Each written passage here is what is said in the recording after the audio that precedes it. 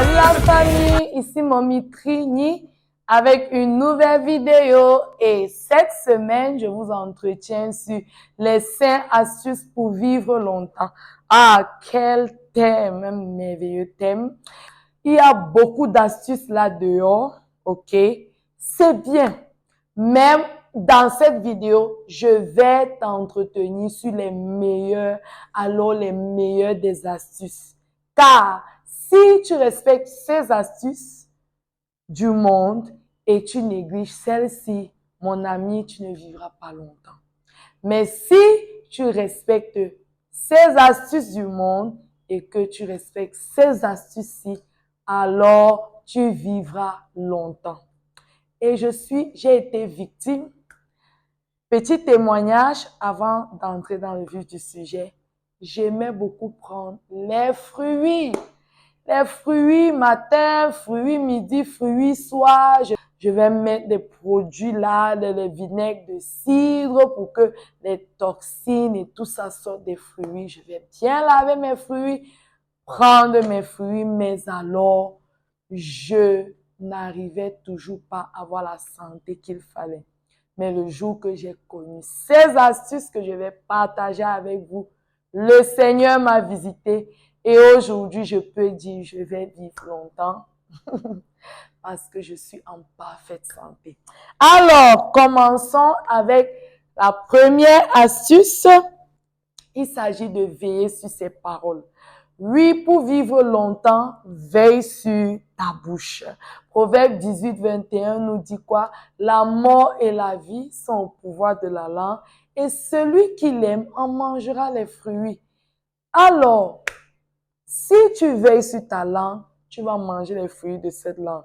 Ça veut dire quoi? Si tu continues à déclarer que tu vas vivre longtemps, si tu es positif dans ta façon de parler, quelles que soient les difficultés que tu traverses, tu continues à déclarer le positif pendant les moments difficiles, Dieu va t'accorder longue vie. OK? Alors, deuxième astuce, honore tes parents. Ah oui, Exode 20, 12 nous dit quoi? Le fameux verset, honore ton père et ta mère afin que tes jours soient prolongés sur la terre. Toi qui me suis, tu as l'habitude de mal parler à ton père ou à ta mère, d'insulter, de minimiser, tu as honte de tes parents, ils te donnent des instructions, tu ne veux pas écouter, tu ne veux pas respecter. Déjà, si ces instructions sont selon Dieu, bien sûr, tu ne veux pas écouter, ils te parlent, tu raccroches au nez, les trucs comme ça. Mon cher, ma chère, arrête, car ça, c'est le seul commandement qui est accompagné de cette promesse que si tu leur donnes le respect qui se doit, tu vivras longtemps. Donc, mes chers amis, si tu as atteint la même taille que ta mère ou ton père, sache qu'ils demeurent tes parents et donne-leur ce respect. Même s'ils te font quoi, si ça te fait mal parfois, reste calme. Ou alors, si tu veux leur corriger, corrige de la meilleure des manières. Troisième astuce, méditer et pratiquer la parole de Dieu. Proverbe 4, verset 10 nous dit, écoute mon fils et reçois mes paroles et les années de ta vie se multiplieront. Dieu est clair que si tu médites sa parole et que tu pratiques cette parole, alors tes jours se multiplieront. N'est-il pas merveilleux?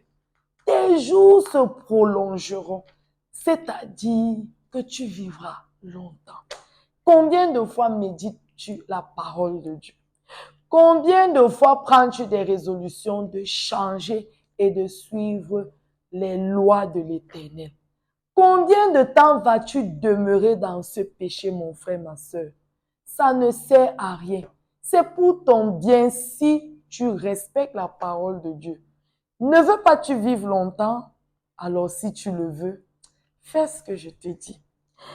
Et quatrième astuce, l'honnêteté. Ah oui, Proverbe 28, verset 16 nous dit, mais celui qui est ennemi de la cupidité prolonge ses jours. Amen. Généralement, la cupidité, dans ce contexte, c'est un peu pour dire celui qui aime trop l'argent, celui-là qui peut, à cause de l'argent, va mentir, faire du faux, tromper, voler. Vous voyez un peu. Et quand c'est comme ça, tu es en train de réduire tes jours sur la terre. Je ne veux pas que tu sois parmi ceux-là. Alors, à partir d'aujourd'hui, cherche à être honnête et à te contenter de ce que tu as et Dieu va te mettre dans l'abondance. Et cinquième et dernière astuce, s'abstenir de faire le mal. Somme 37, verset 1 à 2 nous dit quoi?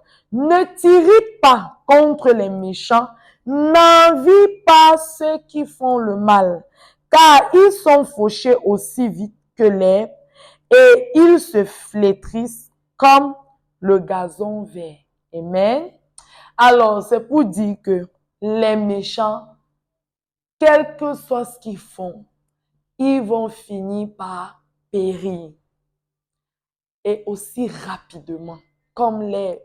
Mais toi, si tu fais toujours du bien autour de toi, tu aides les pauvres, tu contribues pour le royaume des cieux, tu donnes des conseils, tu évangélises, tu aimes ton frère, ta soeur, tu visites et autant de choses, l'Éternel te dit que c'est plutôt toi dont la durée de la vie sera prolongée. OK? Donc, n'envie pas ceux qui font le mal. Sache qu'un moment ou l'autre, ils périront aussi rapidement. Joy overflow. There is no sorrow, and there is no weeping.